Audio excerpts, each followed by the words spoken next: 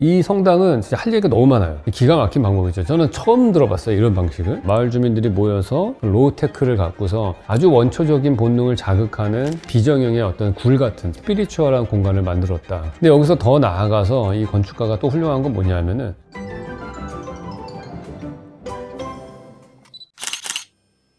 네, 안녕하세요, 왓슨 여러분. 이번 시간에는 피터 줌터의 브루더 클라우스 체프를 한번 이야기해 보도록 하겠습니다. 이 피터 줌터는 저희 현대건축 백선인가요? 그 리스트를 만들 때 예전에 한번 발스스파 하면서 한번 소개를 드렸던 건축가인데요. 스위스 건축가고 건축가들이 무척 존경하는 건축가입니다. 어떤 의미냐면은 이분은 그 재료와 그 재료의 물성, 디테일들 이런 것들이 너무 뛰어난 그런 분이에요. 보통 스위스 건축가들이 그런 좋은 디테일들을 보이는데 이 건축주가 시계 수리공이다 보니까 꼼꼼한 그런 마인드를 갖고 계신 분들이잖아요. 그런 분들이 건축주니까 아무래도 전반적으로 완성도가 되게 높은 건물을 하는 분들인 것 같아요. 이 브루더 클라우스 체플은 이게 독일에 있어요. 스위스 건축가가 잔 작품이긴 한데 독일의 그 메체르니히라고 하는 아주 작은 마을이 있습니다. 이제 가서 보면은 정말 인구가 뭐 한 몇백 명밖에 안 되는 것 같아 보이는 그런 마을이고요. 옆에 그 농경지들이 딱 밀밭 같은 것들이 쫙 있는데 거기 한 군데 이렇게 딱 그 가운데 박혀 있습니다.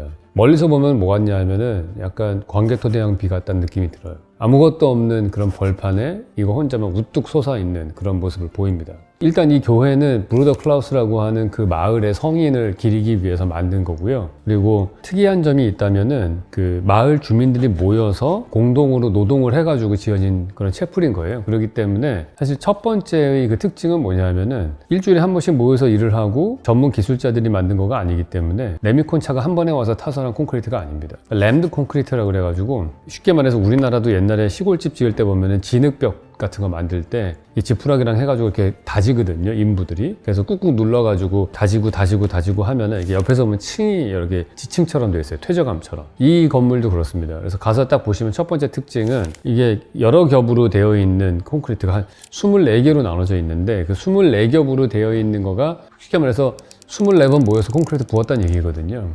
이제 어쨌든 성인을 기리는 기념탑이고 모든 기념물들 누가 죽은 자를 기리는 것들은 대부분 다 보면 옛날부터 광개토대왕비도 서 있죠. 오벨리스크 같은 것들도 서 있는 돌이죠.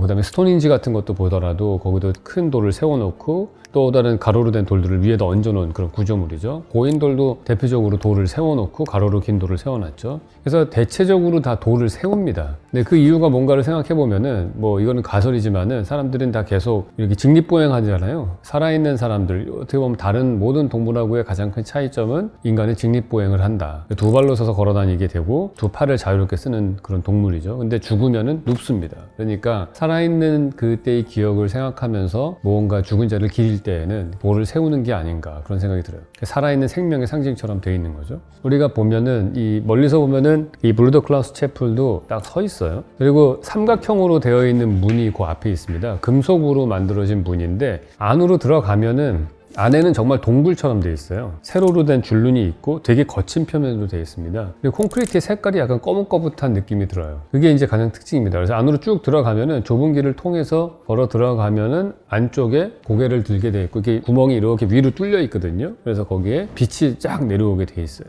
사실은 사람이 어떠한 공간에서 경외심을 들게 하는 방법이 여러 가지가 있는데 그 중에 대표적인 방법이 광원을 위에다 두는 거예요. 그래서 우리가 대체적으로 종교 건축물에 가게 되면은 빛이 위에서 밑으로 떨어지는 그런 구조를 띠고 있습니다. 그 이유가 왜 그러냐 하면은 우리는 기본적으로 주광성 동물이죠. 빛이 있으면 빛을 바라보게 돼 있어요. 그러니까 낮에는 태양 쪽, 밝은 쪽을 보고 그 다음에 밤이 되면은 달빛을 보지 않습니까? 그래서 항상 빛을 봐요. 근데 빛을 볼 때 광원들은 대부분 다 해나 달이나 다 하늘에 떠 있죠. 그러니까 우리가 이렇게 고개를 들어서 보게 돼 있어요. 그래서 그런 태양신, 달신 이런 거 숭배하던 시절부터 해서 우리는 뭔가를 올려다보는, 우러러 볼 때 경외심이 드는 그런 경향들이 생기는 거죠. 이거는 제가 심리학 하시는 분들한테 들은 건데 우리가 별마당 도서관에 갔을 때 그 도서관이 막 되게 좋은 이유가 뭐냐, 책꽂이가 엄청 커서다 그렇게 얘기하시는 분이 있어요. 두 가지 특징이 있죠. 책꽂이가 엄청 크고 위에서 내린 천창에서 햇빛이 들어와요. 그럼 우리는 그 책꽂이를 바라보기 위해서건 아니면은 위에서 오는 빛을 보기 위해서 고개를 들게 돼 있지 않습니까? 그렇게 고개를 들면은 경외심이 드는 거예요. 왜냐면 수십만 년 진화해오는 과정 중에서 사냥꾼으로 살았을 때 그때 거대한 동물을 만났을 때 그 동물을 올려다보면은 두려움을 가져야 된다는 거예요.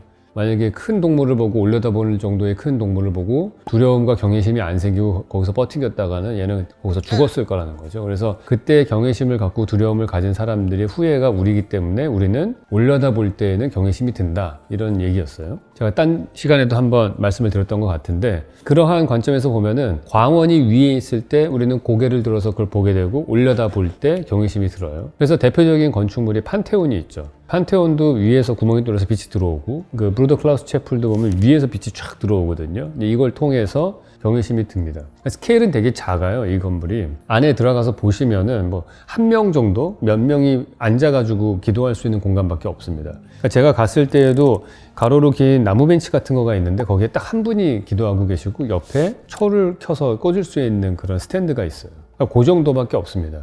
그리고 판테온처럼 거기가 실제로 구멍이 뚫려 있기 때문에 여름철에 뭐 비가 오거나 그럴 때는 빗물이 떨어지겠죠? 그러면은 그 떨어진 빗물이 밑에 살짝 웅덩이가 돼 있어요. 그래서 그 빗물이 거기 고이게 돼 있습니다. 그래서 제가 갔을 때에도 거기 약간 물이 고여 있었어요. 그 얘기는 하늘도 비춰볼 수가 있고요. 그 광원도 볼 수가 있고 내 얼굴도 볼 수 있는 그런 게 됩니다. 그러니까 자그마한 수공간이 거기 하나 놓여져 있어서 조금 더 성스러운, 예를 들어서 우리가 성당에 들어갈 때 성수를 앞에 두고서 뿌리고 들어가잖아요. 그러니까 물이라고 하는 것이 성스러운 공간을 뜻하는데 그런 공간이 거기 하나 연출되어 있습니다. 약간 물을 앞에다 두고서 기도하는 거는 어느 문화권이나 다 있는 것 같아요. 우리나라를 한번 생각해 보시면, 우리나라 같은 경우에도 예전에 그 나이 드신 어른분들은, 저희 할머니 같은 분들은 기도할 때 이 정한수를 떠놓고 기도를 했잖아요. 조그만한 이런 사발에다가 물을 떼어놓고 달빛이 있는데 아래에서 기도를 했어요. 그 브루더 클라우스 채플에 갔을 때 느낌이 딱 그거랑 비슷했습니다. 브루더 클라우스 채플도 밑에 그 정한수처럼 물이 고여져 있고 거기서 위에서 달처럼 딱 그 위에 떠 있거든요. 그러면은 딱 그 세팅이 마치 달빛 아래에 정한수를 떠놓고서 기도하는 느낌이 들어요. 그래서 그게 이제 스케일이 적당히 작기 때문에 훨씬 더 집중된 느낌이 나고, 광원도 거기 하나밖에 없기 때문에 더욱더 집중된 느낌이 나서 마음을 한 곳에 모으기가 훨씬 좋은 거죠. 그래서 우리가 대낮에 눈 뜨고서 기도하는 것보다는 어두운 방에 가서 촛불을 켜놓고 기도한다든지 그런 식의 기도를 하잖아요. 달을 바라보고 기도한다든지. 광원이 하나로 집중되어 있을 때 마음을 모으기가 쉽기 때문에 그러지 않을까 생각이 드는데, 그런 컨텍스트를 여기에 만들어 놨습니다. 이 성당은 진짜 할 얘기가 너무 많아요. 아까 잠깐 말씀드린 것처럼 24개로 이렇게 켜가 돼가지고 이게 쌓여져 있는 건물이잖아요. 콘크리트 켜가. 근데 콘크리트가 여러 종류가 있지만은 일반적인 우리의 콘크리트는 이제 레미콘 차가 와서 한 번에 붓고 끝나는데, 이거는 아까 그 말씀드린 대로 램드 콘크리트라고 해서 이렇게 다져가지고 간 거거든요. 셜록 홈즈 오랫동안 보신 분들은, 웬만한 분들은 이제 콘크리트를 어떻게 만드는가 이런 것들은 다 아시는데, 거푸집을 이게 샌드위치로 이렇게 한 다음에 그 안에 보통 철근이 들어가 있죠. 그러고서 콘크리트를 부어요. 근데 이게 워낙에 물이 액상 상태로 들어가니까 되게 무겁거든요. 그래서 이게 옆으로 터지려고 그래요. 터지려고 그럴 때 가운데다 끈을 넣어가지고 이걸 터지지 않게 붙잡고 있죠. 다 굳은 다음에 얘를 거푸집을 뜯어내면은 그 끈이 남죠. 그래서 그 끈이 있던 자리가 그 구멍이 있는 그 콘 자리라고 해가지고 빵빵빵빵 땡땡이가 박혀 있는 거예요. 그래서 우리가 안도다다오 건축 볼 때 거기에 노출 콘크리트에 그리드 형식으로 땡땡이가 박혀 있는 게 그 끈인데, 나중에 그걸 채워 넣죠. 그거가 보통 일반적인 거푸집을 짜는 방식이에요. 근데 여기는 어떻게 했느냐, 아시다시피 안쪽 공간은 일반 동굴처럼 되게 비정형의 공간으로 되어 있고 바깥쪽은 심플한 벽으로 되어 있어요. 90도로 서 있는. 이 안에는 112개 정도의 기다란 통나무를 세워서 그 형태를 만들고요. 그 다음에 철근을 심고 그 다음에 바깥쪽에다가 이 거푸집을 세운 거예요. 그래서 그걸 차곡차곡 콘크리트를 부었습니다. 그런 다음에 다 굳고 나면은 콘크리트를 띄겠죠. 띄고 나서 그 안쪽에 그 통나무들은 어떻게 빼내느냐, 그거는 그냥 불로 태웠습니다. 기가 막힌 방법이죠. 저는 처음 들어봤어요, 이런 방식을. 통나무를 넣고 나중에 콘크리트가 다 굳은 다음에 그걸 태워요. 그러면은 거기서 까맣게 타면서 타르가 나올 거 아닙니까? 그럼 그 콘크리트 벽에 붙겠죠. 그렇기 때문에 아까 뭐 거뭇거뭇한 느낌이 나는 어두운 톤의 콘크리트가 만들어지는 거예요. 그래서 들어가면은 어떤 느낌이냐면은 약간 만장굴 같은 데 들어온 느낌인 거예요. 그러니까 현무암으로 만들어진 그런 굴들 있잖아요. 그것처럼 이렇게 아주 거친 표면에 그 우들우들한, 그래서 비정형의 어떤 굴 같은 되게 원초적인 느낌이 나는 그런 걸 만들었습니다. 근데 여기서 더 나아가서 이 건축가가 또 훌륭한 건 뭐냐면은, 그 건물을 가서 이렇게 보시면은요, 자세히 앞에 가서 보면은 구멍이 이렇게 뚫려 있어요.